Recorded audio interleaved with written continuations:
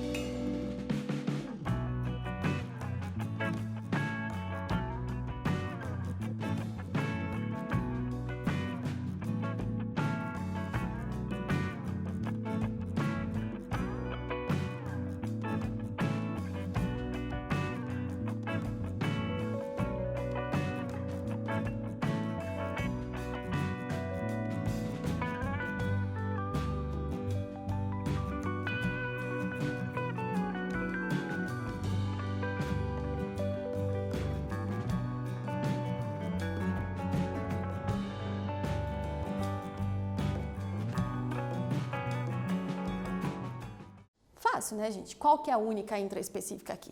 Canibalismo, porque você sabe o que é canibalismo, né? O organismo se alimenta de outro da mesma espécie.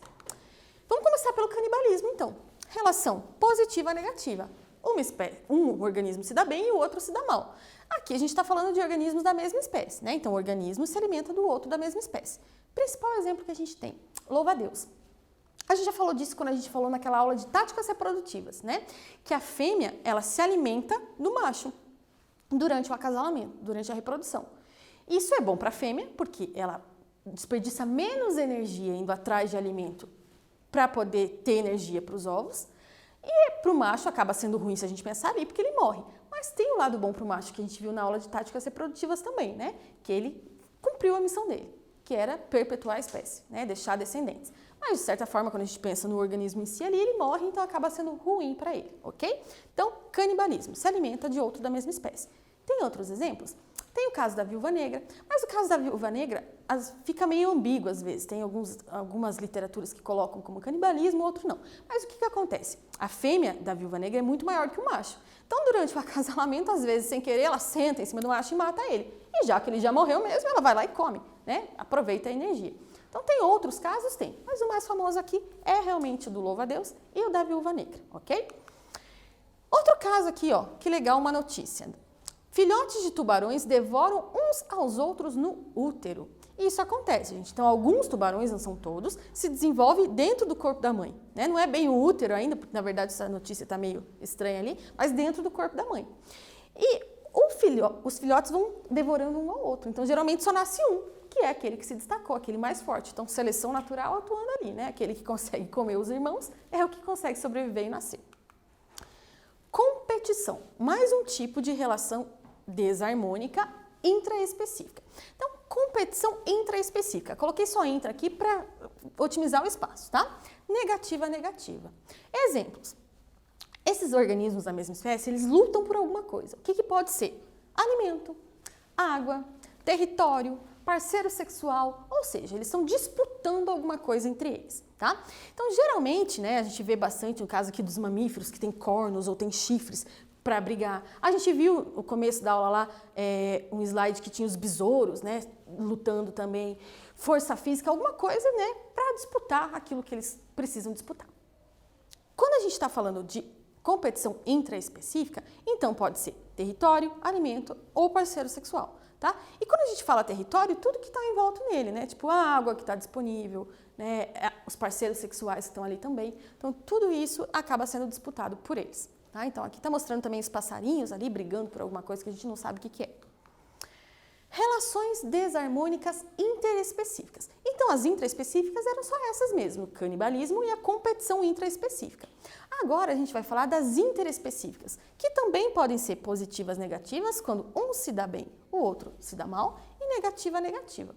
Tá, professora, mas você falou ali que no caso da competição ficou negativa, negativa, mas não tem uma espécie que ganha?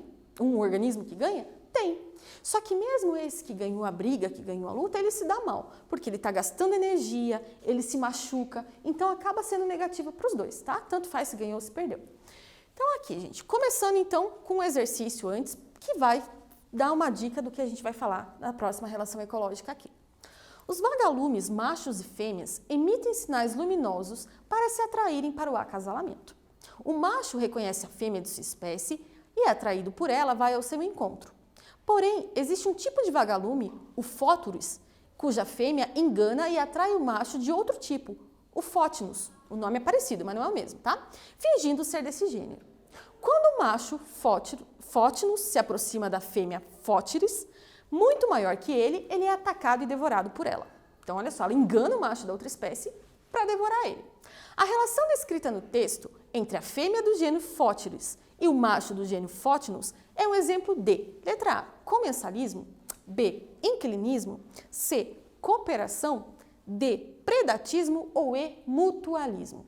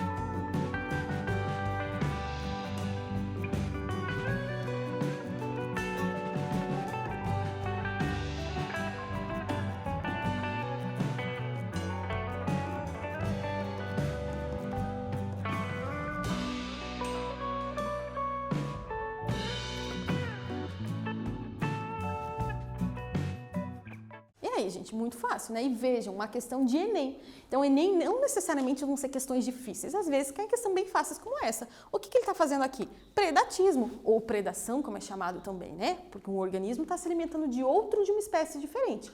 São 2 vagalumes? São, mas 2 espécies diferentes de vagalume. Então, vamos começar pelo predatismo mesmo. Relação positiva e negativa. Positiva para quem conseguiu comer, negativa para quem foi comido, né? O organismo se alimenta de outro de espécie diferente da sua. É parecido ali com o canibalismo, mas o canibalismo era um organismo que se alimentava de outro da mesma espécie. Agora ele está se alimentando de outro de uma espécie diferente da dele, tá? Então aqui a gente tem uma relação ali predador-presa, como a gente está vendo aqui na foto, né? Então, o mais fácil de lembrar, eu acho. Olha só que legal esse gráfico, mostrando a relação íntima ali entre o predador e a presa. Então veja aqui o gráfico, a linha em azul é do coelho, a linha em verde aqui do lobo, por exemplo. Então você vê que aumenta muito o número de presa, né? Coelho aumentou bastante. O que vai acontecer? Muito alimento disponível. Consequentemente, vai aumentar também o número de predadores. Quando aumenta o número de predadores, eles vão se alimentar mais da presa. Diminui o número da presa. Começa a faltar alimento. Diminui também o número de predador. E assim por diante, ó, fica um ciclo vicioso. Então aumenta um, aumenta o outro também, mas daí se alimenta, diminui, falta alimento, diminui também. Então, isso é muito importante para o controle ecológico ali, né? Não aumenta demais uma espécie e outra, porque uma está controlando a outra. Se eu tirasse, por exemplo, o predador daqui, o que ia acontecer? Ia aumentar indefinidamente aqui o caso dos coelhos, das lebres, e ia causar um desequilíbrio ecológico. Mesma coisa se eu tirasse a lebre, ia diminuir muito o número ou do predador, ou então da outra presa que ele tem. Então, acaba causando um desequilíbrio ecológico, ok? Próxima relação, herbivoria. Herbivoria é parecido com predação ou com predatismo? E muitas vezes é cobrado como se fosse igual, tá? A diferença é que quando eu falo de herbivoria, eu estou falando de um organismo que está comendo uma planta e não um outro animal, né? Então, aqui no caso, o panda, mostrando aqui pra gente bem bonitinho, se alimentando das folhas aqui, né? E uma lagarta. Então, é um tipo especial de predação, onde o predador, na verdade, ele está se alimentando de uma planta, ok? Mas, geralmente, aparece como herbivoria mesmo. Um quiz. Se 2 espécies diferentes ocuparem no mesmo ecossistema o mesmo nicho ecológico, é provável que ocorra o quê? Letra A. Se estabeleça entre elas uma relação harmônica. Letra B. Se estabeleça uma relação intraespecífica desarmônica. Letra C. Se estabeleça uma competição interespecífica. Ou letra D. Uma das espécies seja produtora e a outra consumidora.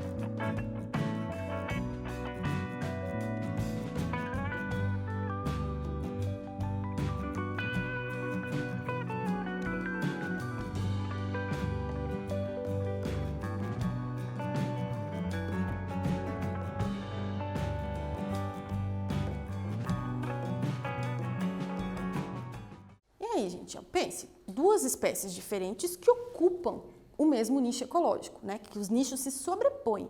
Tá vendo que se o nicho se sobrepõe, lembra que nicho é tudo aquilo que não está relacionado ao habitat. Se o nicho se sobrepõe, a chance delas competirem é muito grande? Por alimento, por território, ou seja, por alguma coisa ali, então se estabelece uma competição interespecífica, porque são 2 espécies diferentes. A gente até comentou nas aulas anteriores também que quando isso ocorre, para uma das espécies não ser extinta, ou ela vai ter que mudar seu território, ou então ela vai ter que mudar sua alimentação, no caso, quando elas disputam o mesmo alimento, né? Porque senão a espécie que se destacar mais é que vai sobreviver e a outra vai acabar sendo extinta, ok? Então aqui, competição interespecífica agora. É parecida com o outro tipo de competição que a gente já viu, que era a intraespecífica. Só que agora eu estou falando de 2 espécies diferentes. Então agora, por ser espécie diferente, eles não podem mais competir por parceiro sexual. Mas eles podem competir por todo o resto, por território, por alimento, por água, enfim, por outros recursos, né, que não seja o parceiro. Aqui a gente está vendo o exemplo, então, de uma hiena e de um abutre, né? Aqui disputando o resto da carcaça de um animal que está ali. Então, uma competição, uma disputa interespecífica. E ocorre, então, uma sobreposição dos nichos ecológicos, né? Porque eles comem, se alimentam da mesma coisa. Próxima relação, muito fácil de lembrar também, parasitismo. Parasitismo, então, é uma relação positiva-negativa. Positiva para o parasita, negativa para o ser parasitado, ok? Para o hospedeiro. Então, uma espécie obtém alimento às custas de um hospedeiro. E geralmente ocorre uma coevolução entre as duas espécies. Ou seja, a espécie parasitada, o hospedeiro, ele tenta então desenvolver estratégias para se livrar do parasita. Mas o parasita ele vai coevoluindo junto para driblar esses mecanismos de defesa e continuar sobrevivendo. Então existe uma evolução dele junto. Isso então a gente chama de coevolução, ok? A gente pode ter dois tipos de parasitismo. O endoparasitismo, quando o parasita está dentro do corpo do animal, ou o ectoparasitismo, quando o parasita está fora do corpo do animal, como, por exemplo, pulga, piolho, carrapato, né? O endoparasitismo, a gente tem exemplo lá dos vermes, principalmente, né? A tênia, a lombriga, mas pode ser também lá o bicho geográfico, pode ser as bactérias, pode ser infinidade de parasitas, tá? Então, endoparasitismo dentro, ectoparasitismo fora do corpo do organismo, ok? Quase acabando, gente. Vamos lá. Amensalismo. O que é isso? É um outro tipo de relação onde é nula para um, mas é negativa para o outro. Ou seja, nenhuma espécie se dá bem. Nenhuma. Quando que isso ocorre? Uma espécie é prejudicada assim que a outra tenha benefícios. Olha esse exemplo que eu dei aqui para vocês. Um elefante, ao andar ali na savana africana, por exemplo, acabou esmagando um inseto. Não fez bem nenhum para o elefante, mas atrapalhou a vida do inseto que morreu esmagado. Outro exemplo, o próprio elefante ou outros grandes mamíferos, enquanto eles vão caminhando pela savana ali. O fato deles ir caminhando faz com que vários insetos que estão ali no corpo dele tenham que sair, né? Porque o movimento atrapalha. E quando eles saem, eles ficam mais vulneráveis à predação de outros animais. Então também, não está trazendo nenhum benefício direto ali para o elefante, mas está atrapalhando a vida do inseto. Então isso é amensalismo, quando uma espécie prejudica a outra sem obter nenhum benefício, tá? Antibiose. Antibiose, às vezes, aparece como o amensalismo também, tá? Qual que é a diferença?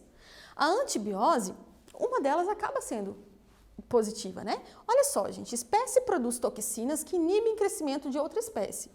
Aqui, o principal exemplo que a gente tem é o fungo penicillium, tá? Então, aqui, vocês já devem ter estudado isso, na placa de Petri, né? Foi feita ali uma cultura de bactéria e viu que aqui onde nasceu o fungo, ficou uma orla, uma zona sem nascer bactérias. Por quê? Porque o fungo penicillium produz a penicilina, que serve de antibiótico, inclusive, né? Então, impede o crescimento da outra espécie aqui. Diminui a competição entre eles, né? Maré vermelha, os dinoflagelados, olha só, também. Esses dinoflagelados produzem toxinas que inibem a vida de outros organismos que estão ali, tá? Então, tudo isso é antibiose também, tá? Exercício. No Brasil, cerca de 80% da energia elétrica advém de hidrelétricas, cuja construção implica no represamento de rios. A formação de um reservatório para esse fim, por sua vez, pode modificar a ictiofauna local. Um exemplo é o represamento do Rio Paraná, onde se observou um desaparecimento de peixes cascudos quase que simultaneamente ao aumento do número de peixes de espécies exóticas introduzidas, como o mapará e a corvina. As três espécies com nichos ecológicos muito parecidos, né? Muito semelhantes. Nessa modificação da ictiofauna, o desaparecimento de cascudos é explicado pelo ou pela: letra A, redução do fluxo gênico entre espécie nativa; letra B, diminuição da competição intraespecífica; letra C, aumento da competição interespecífica; letra D, isolamento geográfico dos peixes; ou ainda letra E, extinção de nichos ecológicos.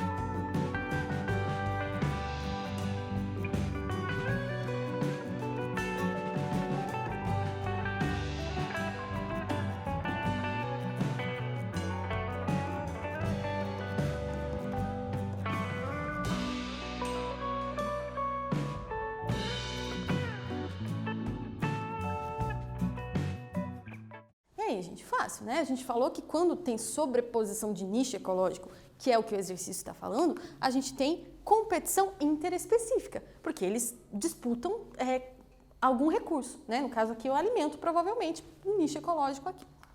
Mais um exercício.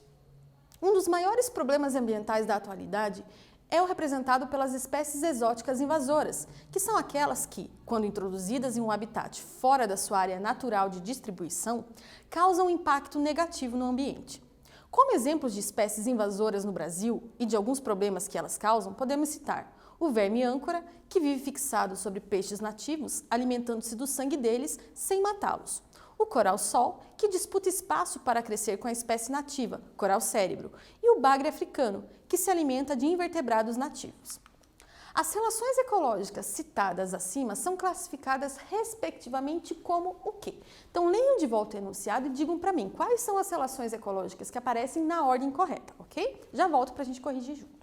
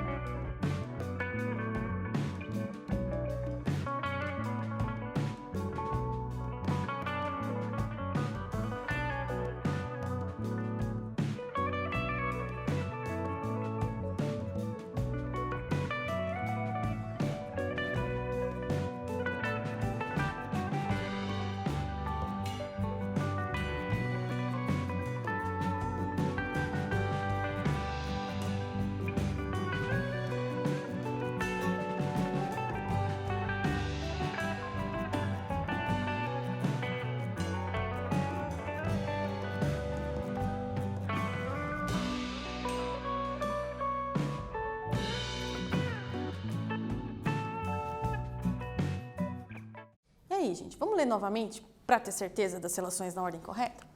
Então, ele deu o exemplo aqui para a gente lá.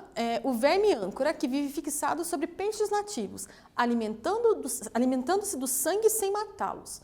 Isso é parasitismo, né, gente? Então, ele está roubando nutrientes, ele está se alimentando dos nutrientes do peixe nativo sem matá-lo. E isso é bem importante, gente. Parasita dificilmente mata o seu hospedeiro, porque se ele matar o hospedeiro, ele morre também. Tá? Então, ele rouba os nutrientes, mas dificilmente ele mata. Pode acontecer? Até pode, mas não é interessante para o parasita, porque ele vai morrer também, ok? Então, primeiro a gente já achou, parasitismo. Segundo aqui, coral-sol disputa espaço para crescer com a espécie nativa, o coral-cérebro. Então, isso é uma competição interespecífica, né? Então, duas espécies diferentes competindo pelo território. O último aqui, o bagre africano que se alimenta de invertebrados nativos. Isso é o quê? Predação. Então pronto, a gente achou a nossa resposta correta. Parasitismo, competição interespecífica e predação. Mais um exercício. O controle biológico, técnica empregada no combate a espécies que causam danos e prejuízos aos seres humanos, é utilizado no combate à lagarta que se alimenta de folhas do algodoeiro. Algumas espécies de borboletas depositam seus ovos nessa cultura. A microvespa introduz seus ovos nos ovos de outros insetos, incluindo os das borboletas em questão. Os embriões da vespa se alimentam do conteúdo desses ovos e impedem que as larvas da borboleta se desenvolvam. Assim, é possível reduzir a densidade populacional das borboletas até níveis que não prejudiquem a cultura. A técnica de controle biológico realizada pela microvespa consiste no quê? Letra A. Introdução de um parasita no ambiente da espécie que se deseja combater. Letra B. Introdução de um gene letal nas borboletas para diminuir o número de indivíduos. Letra C.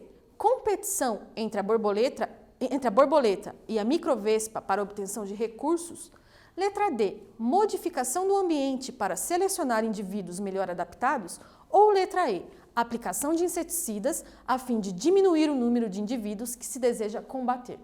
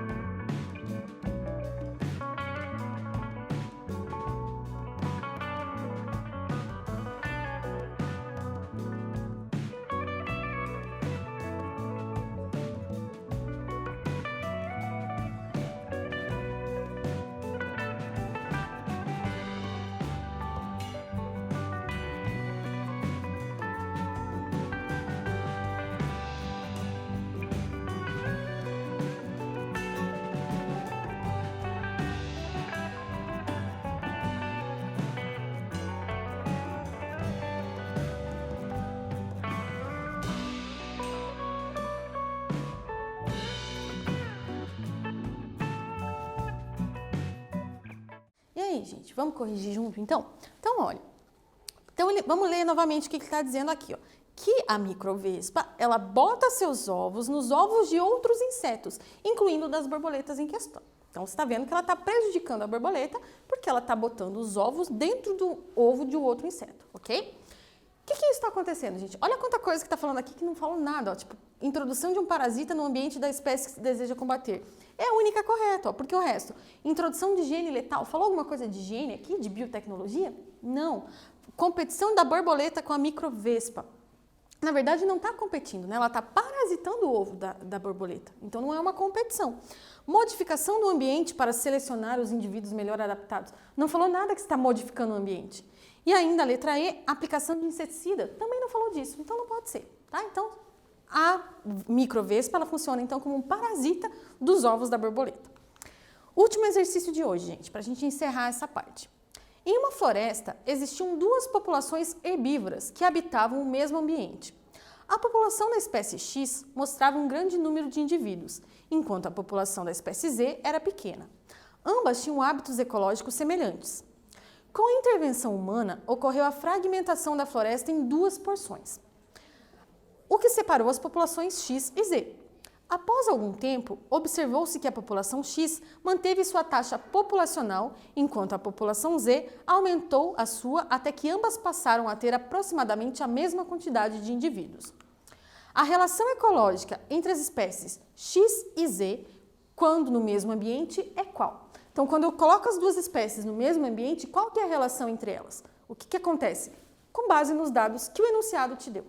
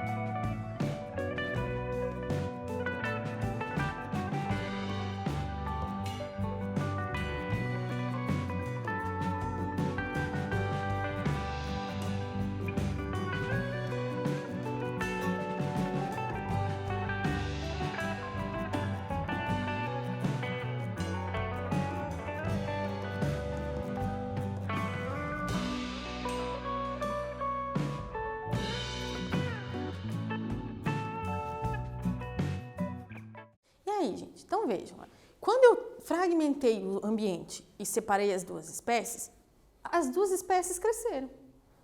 Ou seja, quando elas estão junto, uma impede o crescimento da outra, regula o crescimento da outra população. O que está acontecendo então? Competição. Porque o fato delas competirem impede que as duas populações cresçam, né? E quando elas são separadas, elas conseguem crescer porque não tem mais quem está competindo com ela, ok? Na aula de hoje, o que a gente viu, gente? As relações ecológicas desarmônicas, que tinha ficado faltando da aula anterior, né? Porque na aula anterior a gente viu as harmônicas. Quais são as relações que a gente viu hoje? As intraespecíficas, que é o canibalismo e a competição. As duas são positivas, negativas, porque, no caso, competição... Opa, desculpa, eu falei errado. O canibalismo é positivo e negativo, porque o animal que come se dá bem, o outro se dá mal, e na competição é negativo e negativo, porque os dois se dão mal mesmo quem ganha, né? A gente já falou sobre isso. Interespecífica, tem mais, né? Mas a maioria delas você consegue identificar pelo nome, porque você já conhece. Por exemplo, predação, herbivorismo, competição e parasitismo. Tudo isso você já sabe o que é. Veja só, predação e herbivorismo, positivo e negativo. Positivo para quem come, negativo para quem é comido. Competição, de volta, negativo e negativo. Qual que é a diferença das duas? Aqui mesma espécie, aqui espécie diferente, ok? Parasitismo, um ser parasita o outro, rouba nutrientes do outro. Positivo para o parasita, negativo para o hospedeiro. E ainda as duas últimas, o amensalismo e antibiose. Essas aqui são bem pouco cobradas, tá, gente? Mas quando aparecer, geralmente aparece falando do quê? Por exemplo, o pinus, o eucalipto, a araucária, que quando você vê onde tem plantação dessas coisas, você não vê muitas outras plantas em volta. Por quê? Porque elas também produzem toxinas que impedem o crescimento de outras plantas, tá? Então, isso a gente vê ali amensalismo ou aparece às vezes como antibiose, tá bem? Então é isso, gente. A gente viu as relações ecológicas, né, as principais delas, falou bastante, diferenciou. A aula que vem a gente volta com exercícios para a gente juntar as harmônicas e as desarmônicas, ok? Então aguardo vocês na próxima aula.